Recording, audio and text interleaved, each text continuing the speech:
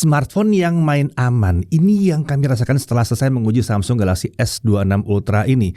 Bukan berarti buruk ya, kalau ada yang bilang hardware kameranya nggak banyak perubahan. Perubahan hardwarenya sih ada ya, tapi mungkin nggak terlalu terlihat dalam spesifikasi. Tapi kalau kita ngomongin konsistensi foto dan video, Samsung masih sulit dilawan sampai saat ini. Fitur kamera, sampai sekarang belum ada yang selengkap Samsung S Series. Horizon Lock itu cuma salah satu yang digembar-gemborkan Samsung, tapi kalau kita bedah lebih dalam, masih banyak fitur lain yang nggak kalah canggihnya juga. Kodek APV, indikator mikrofon, HDR10+, lock di 4K 120. Belum lagi kalau kita bedah kamera asistennya yang baru. Mungkin itu bisa jadi video khusus untuk bahas kamera asisten doang dan bisa panjang videonya ya. Fitur-fiturnya nggak cuma yang penting ada, tapi yang beneran berguna. Performance upgrade itu pakai SoC baru ya, pakai Snapdragon 8 Elite Gen 5 for Galaxy kali ini. Lalu inovasi privacy displaynya jadi salah satu yang bikin heboh di dunia industri. Kami paham banyak sekali kritik yang kalian sampaikan ke Samsung. Kami pun juga punya banyak kritik ya setiap tahunnya dan selalu kami sampaikan. Beberapa mungkin belum dijawab sampai sekarang, tapi yang bikin kami kesel ya, kelebihan yang dihadirkan tiap tahun itu selalu berhasil bikin nyaman dan memberikan rasa aman. Buat yang sering pakai S Series, terutama untuk kerja, kalian pasti paham ya maksud saya seperti apa ya. Oke lah, mari langsung aja kita bahas lebih dalam Samsung Galaxy S26 Ultra ini.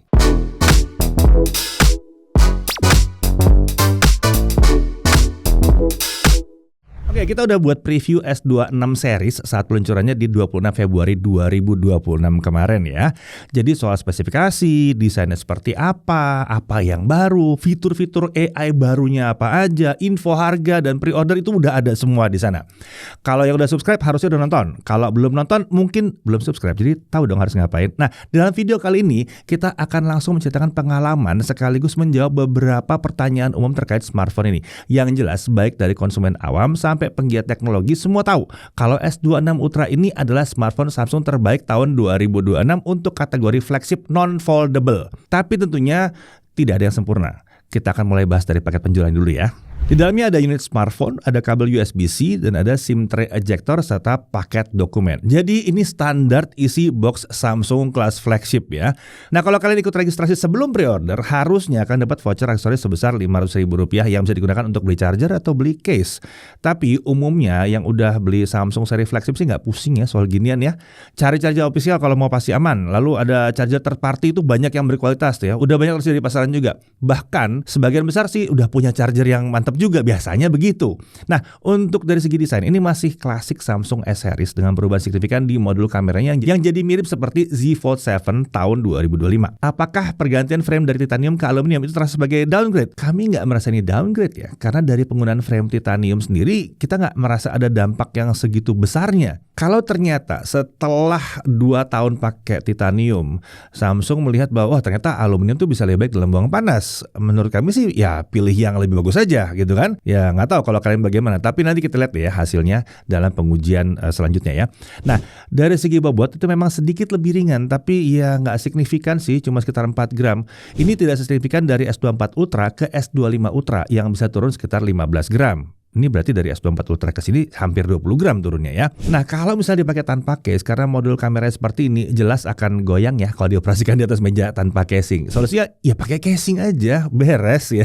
Lalu untuk desain S Pen, ada yang nanya bisa dimasukin posisi bolak-balik nggak ya? Ternyata bisa loh. Tapi ya kepala S Pen-nya akan jadi aneh, nggak ngikutin siku frame-nya dan ya agak bahaya ke sangkut-sangkut jadinya nanti ya. Menurut kami sih ini jadi kurang fleksibel aja dari segi penggunaan. Lebih enak tuh yang bisa dibolak-balik seperti di S25 Ultra dan semua pendahulu-pendahulunya. Itu aja sih menurut kami yang bisa diprotes. Nah kalau ditanya harapan kami sih lebih ke arah bobotnya aja. Semoga Samsung nih bisa menemukan cara untuk membuat bobotnya jadi semakin ringan lagi ya. Mungkin pertimbangkan pakai baterai silikon karbon misalnya ya.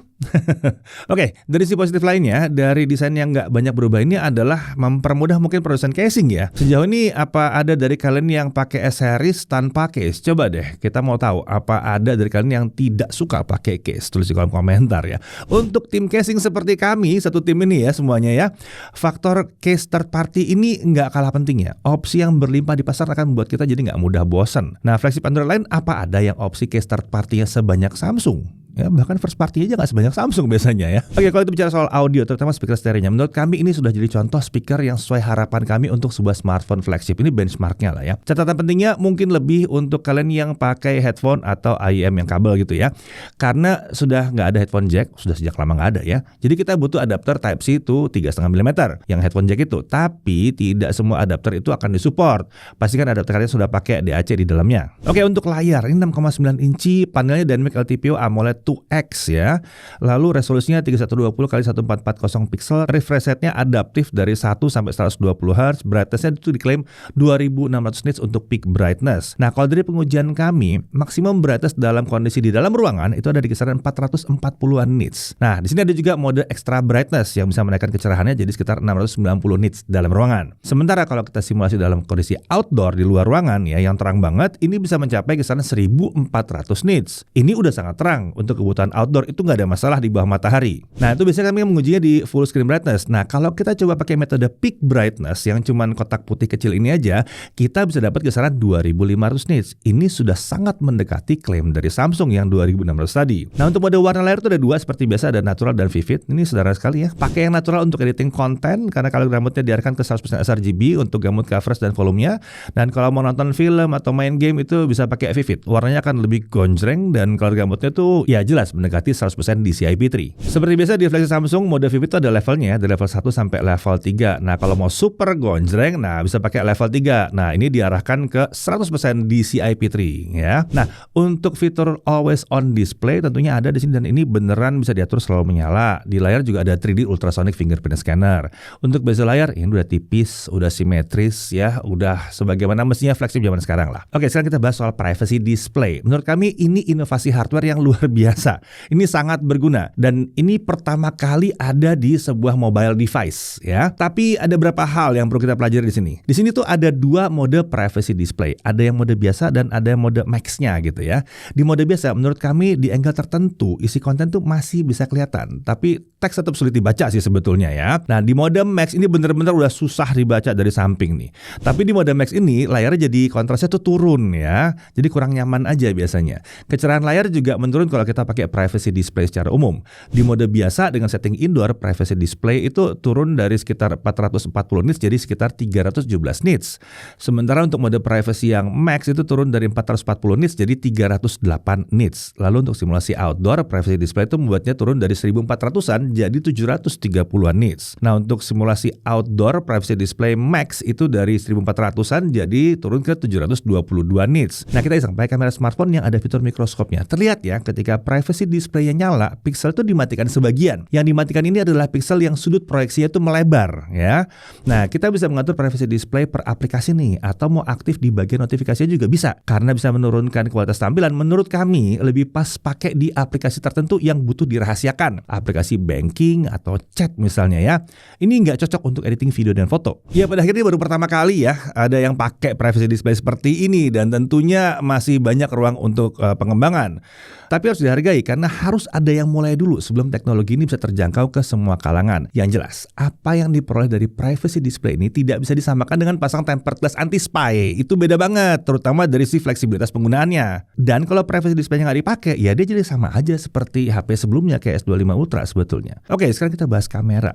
Untuk kamera ini tetap ada perubahan dari segi hardware ya. Kamera utama itu bukaannya atau aperture-nya itu berubah dari f1.7 jadi 1.4, jadi lebih lebar. Lalu kamera tele 5 kalinya itu bukannya berubah dari 3.4 jadi 2,9. Tapi memang spesifikasi sisanya itu masih sama aja sama S25 Ultra yang kemarin. Ya, lagian ultra wide-nya S25 Ultra kan juga udah di-upgrade ya dari 12 ke 50 megapiksel. Itu masih ada di sini juga. Tapi kalau dari sisi software ya, di sini kami bisa contoh fitur yang sejauh ini baru kami temukan di Samsung, kamera assistant. Nah, jika kita butuh fitur yang lebih dalam, kita bisa install ini kamera assistant ya. Aplikasi kamera bawaan tuh dibuat sederhana sebetulnya dengan beberapa pengaturan esensial supaya kita tinggal point and shoot aja, nggak perlu pusing mikirin setting yang macam-macam. Nah, kamera assistant ini diadakan untuk kalian yang suka explore fitur. Dan menariknya kalau diinstal, kamera assistant ini masuk dalam menu ya. Ini bukan aplikasi jadinya. Oke, sekarang mari kita coba lihat fitur seperti codec APV, auto lens switching, pengaturan autofocus dan sensitivitas, timer multi photo options, audio monitoring, pengatur minimum shutter speed di mode auto. Banyak banget fitur di sini ya. Belum lagi kalau kita bahas Expert RAW. Di dalamnya ada ND filter, virtual reflector yang menurut kami kami sih harusnya jangan dimasukin dalam situ ya, harusnya jadi fitur umum aja untuk portrait ya. Dan banyak lagi fitur-fitur teknis yang nggak kalah seru kalau kita explore satu persatu. Nah, terkait Horizon Lock, kalian pasti lihat kontennya di mana-mana, itu viral di mana-mana ya. Kalian paham kalau Samsung bukan yang pertama memperkenalkan fitur Horizon Lock. Ya, bukan yang pertama. Kami pun di video-video pendek kami tidak pernah bilang dia yang pertama. Bahkan kami udah pernah mencoba fitur ini di flagship lain di tahun 2022 ya. Lalu bahkan ada smartphone kelas 6 jutaan tahun 2025 kemarin yang punya juga fitur serupa, namanya Horizon Lock juga. Tapi yang bikin beda di Samsung ini, kita disediakan dua opsi, bisa pakai kamera ultrawide dan juga bisa pakai kamera utamanya juga ya. Ditambah resolusinya bisa sampai QHD 60 fps. Sejauh ini di smartphone lain belum ada yang bisa seperti ini dan kualitasnya jadi tinggi ya. Ini yang bikin beda. Oke, untuk spek internal, SoC Snapdragon 8 Elite Gen 5 for Galaxy. Ini bikin beda nih nanti ya. RAM untuk yang kita uji ini ada yang pakai 12GB LPDDR5X dengan storage 256GB dan ada yang pakai 16GB LPDDR5X dengan storage 1TB. Untuk baterai 5000 mAh. Jangan protes. Nanti tunggu pengujian baterai dulu ya kalau mau protes ya. Lalu charger yang kita tes ini pakai 60 watt PDPPS ya. Nah, saat dicek pakai power meter ternyata memang S26 Ultra ini bisa mencapai sekitar 55-an watt gitu ya. Ada selisih dari daya maksimum, itu adalah hal yang wajar. Yang mengklaim ratusan watt juga sebetulnya bukan berarti jalan di ratusan watt juga loh. Tapi lagi-lagi ini nanti kita bahas di pengujiannya ya. Kebetulan kita pakai 3 charger resmi dari Samsung yang 25, 45 dan 60 watt yang baru. Kita akan cobain ketiganya. Lalu bypass charging ini tersedia juga di sini ya. Sensor-sensor ya jelas di sini lengkap banget. Nggak ada yang dipangkas di sini. Kalau flagship seperti ini sensor esensial tuh ada semuanya. Cooling system, vapor chamber dengan desain yang baru nih yang dipakai di sini. Efektivitas pembuangan panasnya tuh diklaim naik 30%. Nanti kita lihat apakah dengan peningkatan ukuran yang cuman beberapa persen saja ini beneran bisa memberikan efek pendinginan yang lebih baik. Lalu untuk fitur kameranya dia pakai 3D ultrasonic fingerprint scanning dan ada face unlock dan ada Samsung Knox Vault tentunya ada sih. Dan semua fitur-fitur Knox yang selengkap-lengkapnya yang dari Samsung tuh ada di sini semuanya. Lanjut untuk konektivitas ya tentunya nih 5G ya, 7G, 4G, 5G bisa semuanya, support eSIM juga. Bahkan spesial di Samsung ini bisa 2 eSIM ya. Biasanya di smartphone lain itu eSIM itu untuk alternatif SIM kedua. Kalau di sini SIM 1, SIM 2 sama-sama bisa digantikan pakai eSIM. Wi-Fi udah Wi-Fi 7, support Wi-Fi sharing, Bluetooth udah versi 6, Bluetooth kodeknya ya AAC, SBC, keluarga Qualcomm FX, LDAC, SSC dan yang terbaru ada SSC UHQ ya. Yang itu bisa dipakai di Galaxy Buds 4 series ya. Lalu NFC tentunya ada, port USB-C udah pakai USB 3.2, support display port 1.2. Untuk display out via USB-C jelas bisa. Tinggal colok aja ke monitor eksternal atau TV, nanti bisa tampil di sana. Dan ada DeX-nya juga masih. Yang bilang DeX sudah mati, enggak sih, DeX-nya masih ada juga di situ ya. Lalu untuk OS dia pakai One UI 8.5 berbasis Android 16. Nah, untuk Android update-nya masih sama ya, 7 kali Android update dan 7 tahun security update. Kalau untuk fiturnya sepertinya nggak perlu kita bahas lebih dalam ya, kita ngerti udah banyak yang bosan dengan bahasan AI. Yang jelas fitur AI terbaik di smartphone itu belum ada satupun yang bisa sebaik dan selengkap Samsung sampai sekarang. Dan kita nggak bisa bilang ini gimmick karena memang ada gunanya. Tapi apakah akan dipakai setiap hari oleh semua orang? Ya memang belum tentu. Setidaknya dari semua fitur Galaxy AI yang ada di sini, ya menurut tim kami nih ya, ada 5 fitur yang beneran sering kepake. AI Eraser, Interpreter, Call Screening, Audio Eraser, sama Transcript Assist. Untuk fitur AI barunya yang lain tuh bisa cek aja langsung di video previewnya kemarin. Yang jelas sekarang fitur AI-nya makin bisa bekerja sama dengan aplikasi yang lain. Bixby itu juga datang sebagai fitur yang sangat menarik ya. Akhirnya Bixby jadi bisa digunakan untuk memerintah smartphone, bahkan hingga pengendalian fitur-fitur dan setting smartphone juga bisa di situ. Dan semua bisa dilakukan dengan natural language, tidak harus pakai frasa tertentu gitu ya. Nah, dari segi tampilan menurut kami belum terasa ada perubahan yang signifikan. Kami nggak bisa protes juga karena ini belum One UI 9 ya, masih 8.5 aja. Kalau mau nunggu One UI 9 tuh ya harus tunggu sampai ada pengembangan dari Google selesai, karena Android 17-nya kan belum selesai. Kemudian kalau mau utak-atik UI ini solusinya jelas udah ada dari Samsung sejak lama, yaitu Good Lock. Kami yakin kalau kalian suka ngutak-ngatik tampilan atau bahkan fungsi ya, kalian bisa menghabiskan waktu mungkin berhari-hari cuma untuk explore customization yang begitu banyak. Pasang Good Lock itu ibarat custom ROM tapi dipermudah dan dibantu Samsung sendiri. Nggak perlu routing atau unlock bootloader dan tidak menggugurkan garansi sama sekali. Ya, One UI itu jadi favorit banyak orang sih bukan tanpa alasan ya. Singkatnya, mau kita pengguna awam yang cuma mau terima beres atau pengguna level advance yang hobi explore fitur, Samsung sudah berhasil memuaskan kedua tipe pengguna ini. Rasanya sih belum ada lawannya di ranah Android sampai saat ini ya. By the way, ini kesimpulan tim ya, bukan pribadi loh. Oke, lanjut ke pengujian performa ya. Untuk benchmark, Antutu 11-nya dapat 4 jutaan. Ini cukup mudah kita dapetin skor 4 jutaan, nggak perlu pakai pendingin ekstra ataupun di ruangan yang super dingin. Kalau didinginkan pakai fan grip, pakai kipas aja, skor bisa naik jadi 4,1 jutaan. Ini lumayan naik sekitar 100.000 poin. Uniknya, skor ini membuatnya jadi bisa bersaing dengan HP yang katanya punya skor AnTuTu tertinggi di dunia saat ini. Menarik ya. Lanjut untuk Geekbench 6. Single core 3827, multicore di 11657. Ini juga skor yang sangat-sangat tinggi. Lalu Trimax Slingshot Extreme Unlimited grafis skornya di 47513. Trimax Solar Bay 55 FPS. Trimax Wildlife Stress Test tanpa kipas base score 29463, lowest score 15199. Stability-nya 51,6%. Kalau kita kipasin base score-nya 29796, lowest score 22822, stability 76,6%. Sebenarnya kipas pendingin belum cukup ya untuk ngejinakin SOC Monster ini dalam benchmark. Kita iseng kalau kita pakai cooler Peltier gimana. Kita lihat base score jadi 30.251 dengan lowest score di 24.318. Stability-nya naik ya, sedikit lebih baik jadi 80,4%. Tapi seperti biasa, benchmark ya tinggal benchmark. Mari kita lihat apa yang terjadi kalau kita uji pakai aplikasi beneran. Kita mulai dari gaming dulu ya. Asiknya di smartphone Samsung sekarang, kita itu tidak perlu banyak ritual seperti dulu yang hanya demi mendapatkan performa gaming maksimal harus cun sana sini. Di sini cukup buka game booster, pasang di mode performance, beres. Ya udah cepet aja kita lihat ya. Subway server 120 fps mulus lancar. Nggak pakai setting-setting ya. Mobile Legends 120 fps mulus lancar banget. PUBG Mobile setting terbuka sampai maksimal 120 fps udah kebuka di sini ya. Dan game jalan 120 fps nggak ada masalah juga. Gyro aiming jelas aman lah. Ya ini flagship kok ya. Genshin Impact langsung aja highest 60 fps. Hasilnya ya 60 fps rata. Kita coba battle lawan boss yang ada di region Natlan dan Sumeru yang katanya berat, tapi itu dilibas aja dengan mudah di sini. Tanpa kipas pendingin aja hasilnya udah sangat stabil seperti ini. Mantap banget ya. Untuk rankingnya nggak pakai kipas aja udah S+ mentok ya udah ya. Sejak tabrakan 8 Elite Gen 3 sebetulnya Genshin Impact emang udah keren menantang. Kita tinggal nunggu aja Genshinnya naik ke 90 fps atau pakai ray tracing biar lebih berat. Oke, sekarang pasti kalian mau nanya suhunya berapa? Nah, di sini suhu di sisi layar paling panas itu di 39 derajat Celcius. Lalu di bodi belakangan juga di kisaran 39 derajat Celcius. Ingat, ini tanpa dikipasin. Jadi suhu segini sudah tergolong adem. Penyebaran suhunya juga sudah merata di seluruh sisi bodinya.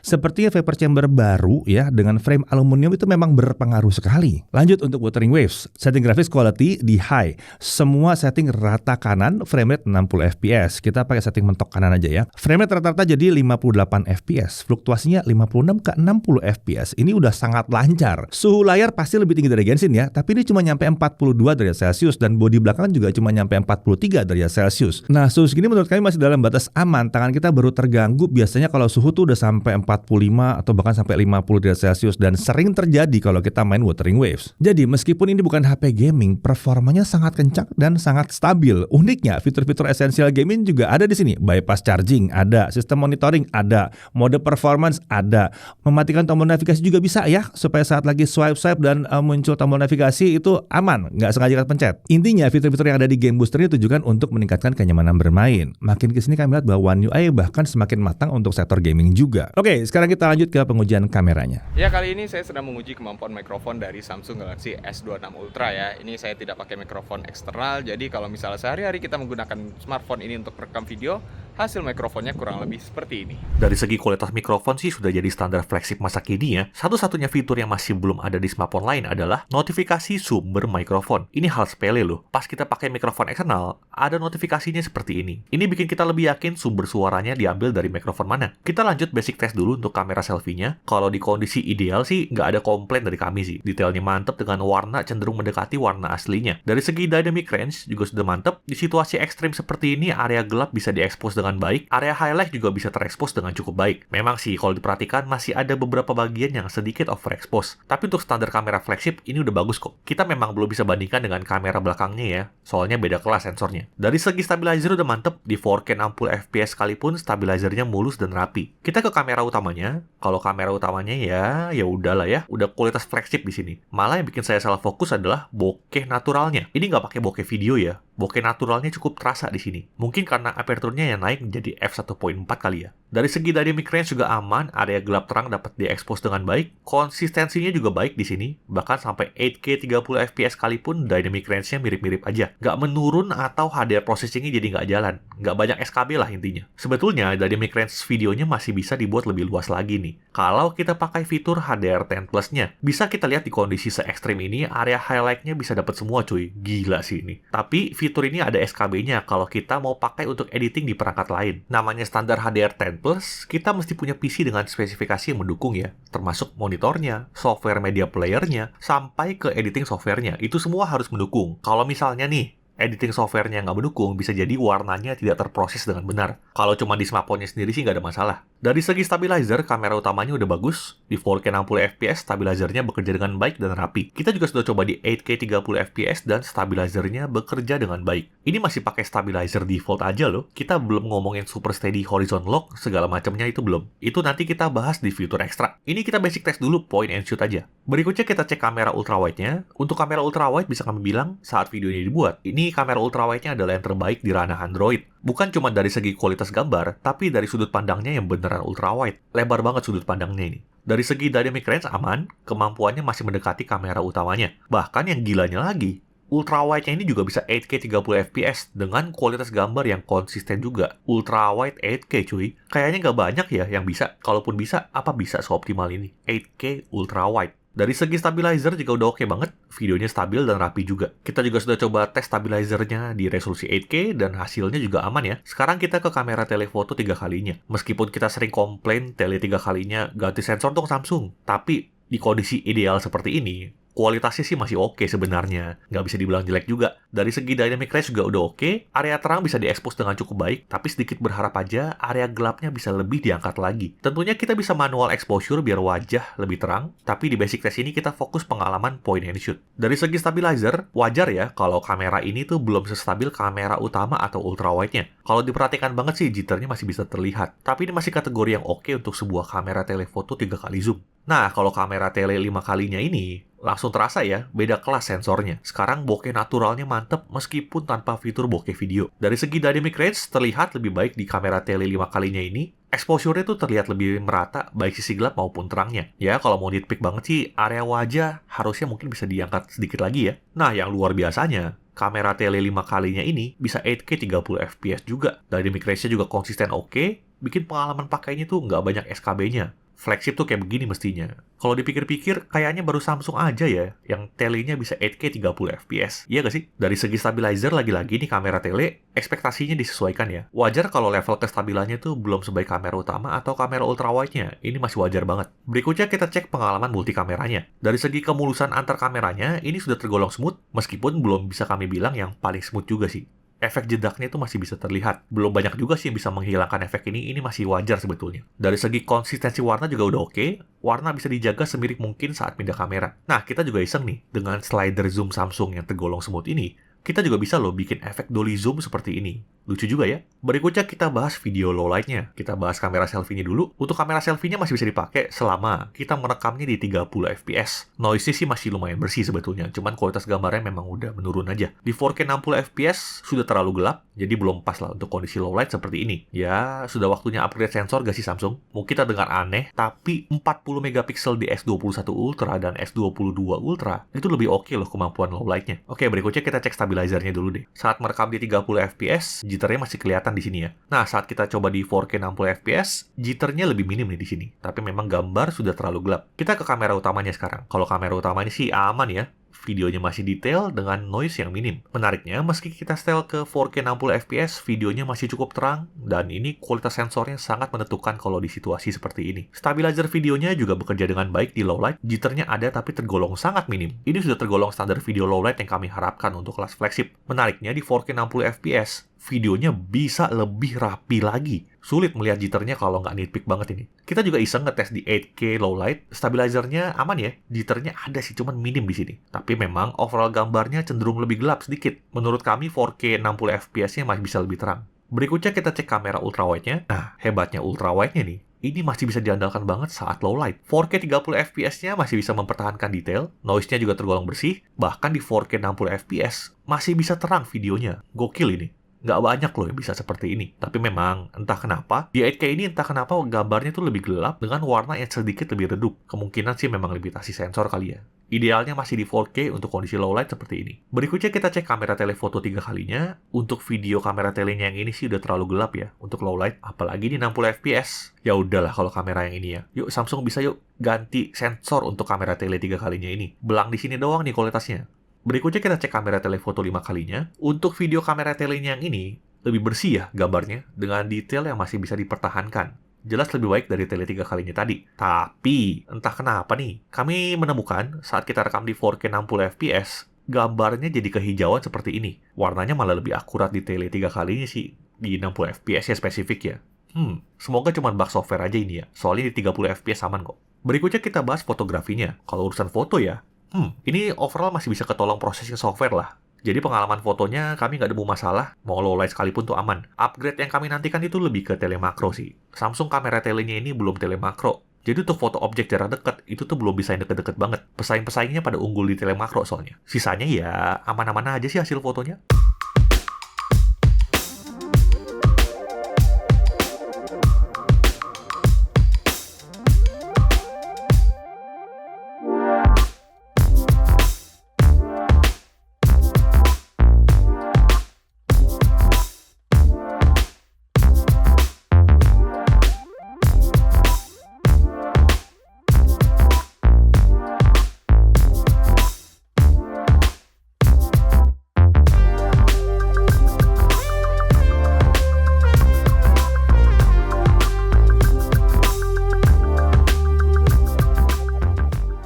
Sekarang kita cek fitur ekstranya. Wah, fitur ekstranya ada banyak banget. Tapi kita cobain beberapa yang unik ya. Yang pertama itu horizon lock. Ini memang gila sih.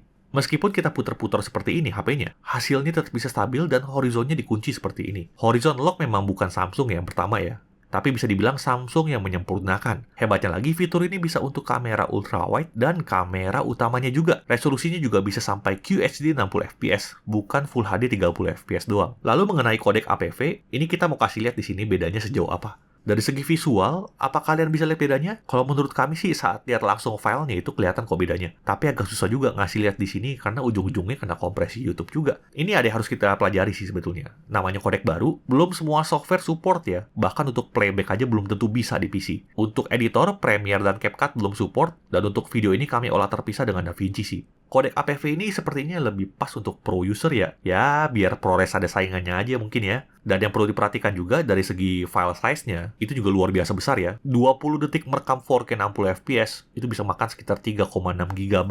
Lalu berikutnya terkait optimalisasi Instagram. Sejauh ini, untuk smartphone resmi Indonesia ya, baru Samsung nih yang niat optimalin Instagram. Memang sih, kualitas akhir saat upload konten itu tergantung platform dan akunnya juga. Jadi meskipun sudah setting sedemikian rupa, masih ada faktor suka-suka IG-nya sendiri. Tapi Samsung berusaha mengoptimalkan app kameranya untuk direct Instagram. Kita bisa akses semua kamera dari ultrawide sampai tele, HDR processing-nya jalan, lalu stabilizer-nya juga jalan. Terlihat sederhana ya, tapi belum semua smartphone bisa loh. Ini bikin kita nggak usah terlalu pusing, mau pakai app kamera Instagram atau app kamera bawaan, hasilnya tuh nggak bakal beda jauh. Dipikirin loh yang beginian. Fitur ekstra sisanya, wah, kalian explore sendiri deh. Kalau saya jabarin semua di sini terkesan kayak fanboy nanti. Terlalu banyak fitur kameranya yang bikin saya, kepikiran aja Samsung ngasih fitur beginian. Oke, tentunya kameranya nggak sempurna ya. Menurut saya hal yang perlu di-upgrade itu nggak banyak sih sebetulnya. Yang pertama tuh selfie-nya. Tolong ganti sensor dong Samsung. Ini kan ultra ya. Selfie low light-nya masih belum oke nih untuk video. Dulu yang sensor 40 megapiksel lebih oke loh padahal. Lalu tele 3 kali optical zoom-nya juga kalau bisa bikin telemakro gitu. Nggak cuma ganti sensor yang lebih bagus, tapi kalau bisa adain fitur telemakro juga. Biar bisa bersaing dengan telefoto flagship yang lain.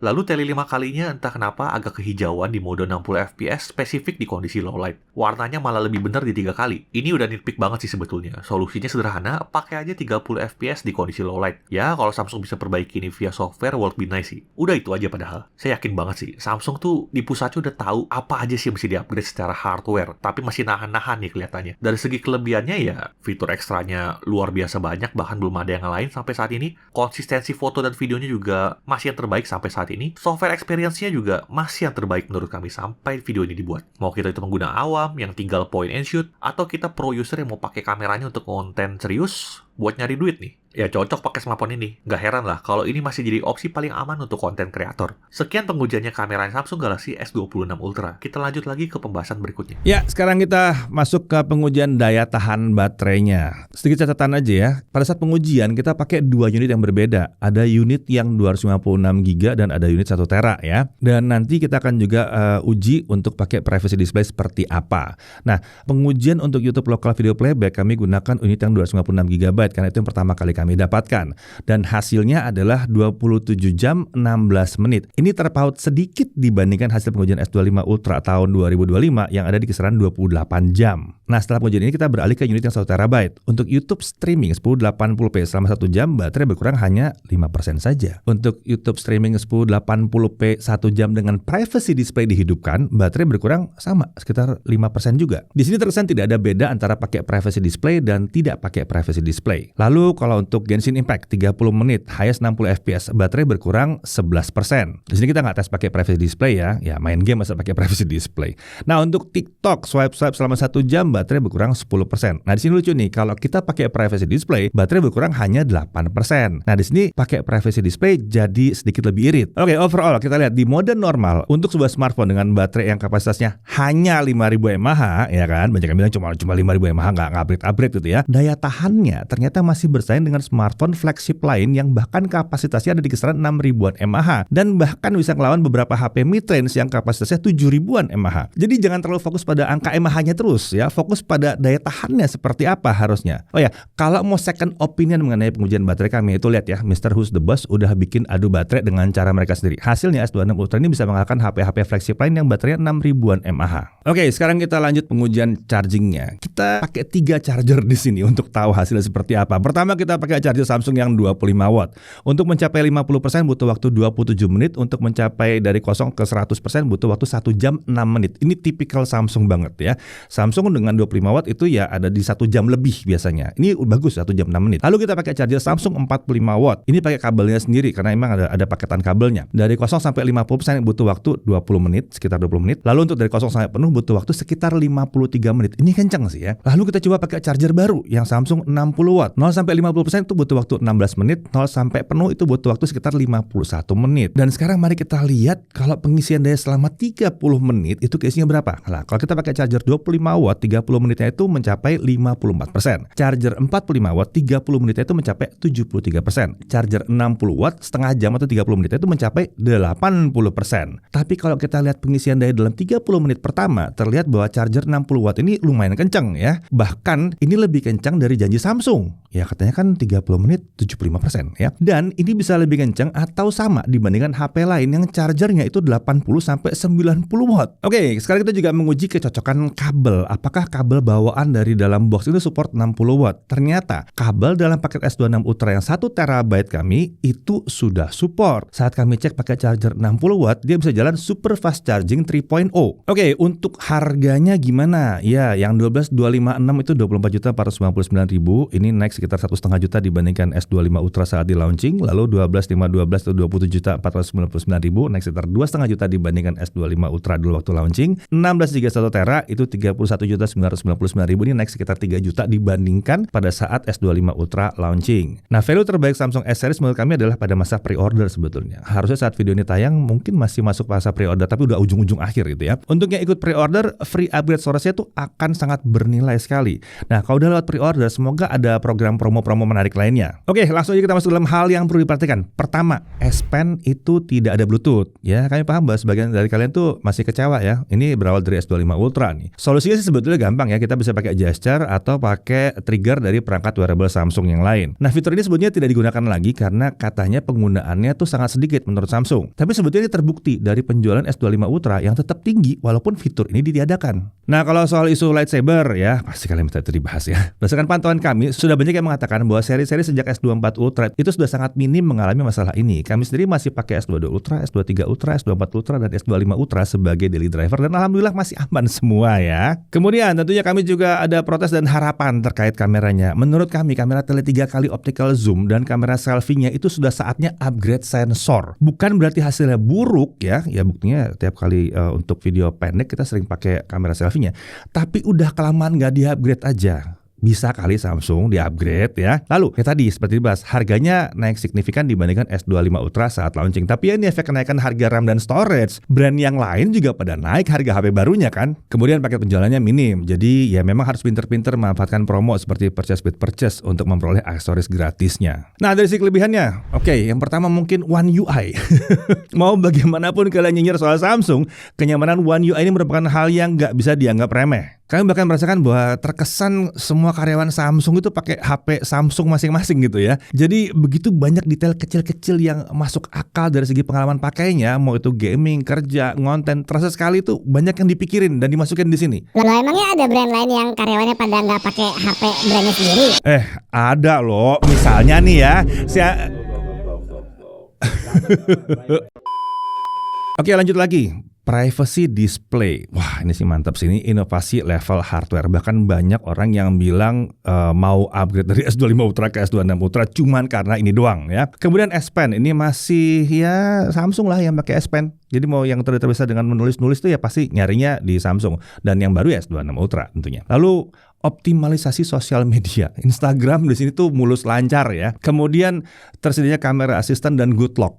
Oh itu sih luar biasa, itu luar biasa. Kalian harus coba ngulik sendiri sih, nanti baru lihat bahwa ini luar biasa. Update OS 7 tahun dapatnya ya, panjang banget. Security update juga otomatis 7 tahun. Fitur-fitur AI ya, semuanya ya itu paling canggih yang ada di smartphone saat ini. Bahkan banyak fiturnya bisa berfungsi secara offline, jadi aman, data nggak kelempar ke cloud gitu ya. Aksesoris third party melimpah ruah di sini. Lalu Galaxy Store, nah ini lucu ya, sering ada diskon khusus kalau kita transaksi di sini ya. Setidaknya ada alasan menarik untuk kita pakai app market kedua selain Play Store, bukan cuma jadi ladang iklan doang. Kemudian performanya ini kenceng berkat SoC Snapdragon 8 Elite Gen 5 for Galaxy. Setidaknya S26 Ultra ini menjadi salah satu HP Android terkencang di dunia yang bisa dibeli secara resmi di Indonesia saat ini.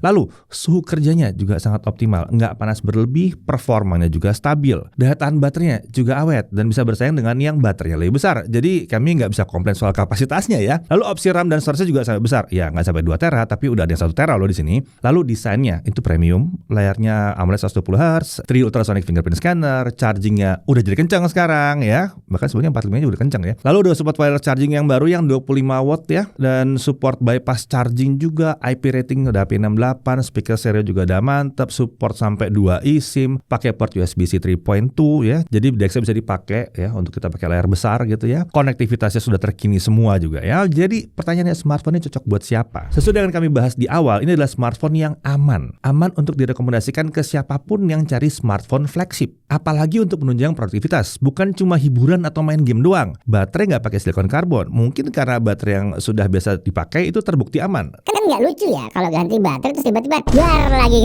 Nggak lucu kalau gitu. Memang baterai bukan yang terbesar, tapi ternyata masih bisa lebih awet dari beberapa flagship yang baterainya lebih besar. Sensor kamera nggak ganti ke 1 inci, ya kamera tele bukan pakai yang 200 megapiksel. Samsung mungkin belum mengarah ke sana. Menurut kami karena memang yang udah ada sudah dianggap aman-aman aja ya. Masih sangat bisa diandalkan untuk bikin konten, bahkan cari duit ya. Namanya dipakai kerja, kita butuh smartphone yang bisa diandalkan, nggak aneh-aneh saat dipakai. Istilah kerennya ya everything just works aja gitu ya. Memang One UI Samsung itu buat kami seperti jebakan ya. Kalau udah pakai smartphone yang pakai One UI, lalu kita pindah ke smartphone yang bukan One UI ya, tentunya di level yang sama ya, kita bisa merasa kehilangan fitur-fitur kecil dan banyak ya yang ada pada softwarenya. Loh kok ini nggak bisa, loh kok yang itu begini jadinya, loh kok begitu gitu ya. Yang ujung-ujungnya jadi pengen balik lagi ke One UI, apalagi kalau kita sudah paham fitur spesifik apa yang dibutuhkan dan tersedia di situ. Dan ini udah kesepakatan tim ya yang pada nyobain semua. Lalu pertanyaannya, apakah pengguna S series sebelumnya cocok untuk upgrade ke S26 Ultra? Untuk pengguna S24 Ultra sebenarnya HP kalian masih sangat mumpuni, tapi peningkatan performa dan bobot yang lebih ringan serta banyaknya fitur baru di S26 Ultra membuat kami merasa itu cukup layak sebetulnya kalau kalian mau upgrade ke HP yang satu ini. Untuk pengguna S25 Ultra menurut kami sih ya belum sih harusnya ya. Pakai aja dulu lah smartphone kalian ya. Umur pakainya tuh masih muda banget. Mungkin tunggu 2-3 generasi lagi baru upgrade. Update OS kan juga 7 tahun ya. Kecuali kalau mungkin kalian mengejar si privacy display yang ada di S26 Ultra ini. Ya, S26 Ultra ini akan mutlak cocok untuk pengguna S23 Ultra atau yang lebih tua. Jelas ya. Fitur software, performa dan kameranya akan terasa meningkat jauh di sini. Jadi itu dia review Samsung Galaxy S26 Ultra. kita. Tenang, kami nggak nyuruh kalian beli kok. Kami tahu harga yang ditawarkan itu mungkin bukan untuk semua orang. Tapi dari video ini kita jadi bisa belajar bareng kan kalau kita nggak bisa hanya menilai smartphone cuma dari spek di atas kertas. Ada alasan kenapa ada orang-orang yang, dan banyak ya orang-orang yang betah pakai smartphone Samsung ini. Kalau memang belum bisa beli, ya nggak perlu baper juga. Harusnya kita lebih termotivasi aja. Semoga suatu saat bisa beli. Amin ya. Singkat kata, Samsung Galaxy S26 Ultra adalah smartphone kelas flagship dengan kemampuan all-round terbaik saat ini.